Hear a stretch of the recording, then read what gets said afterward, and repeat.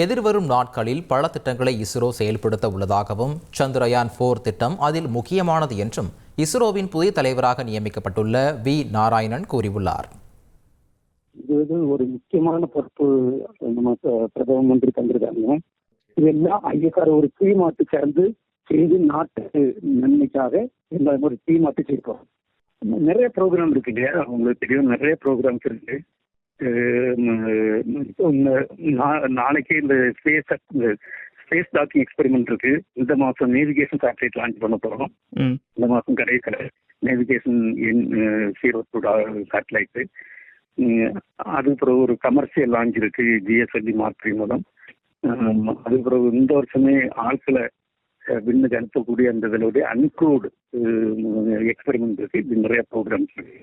சந்திரயான் 4 அடுத்த ப்ரோக்ராம் இருக்கு.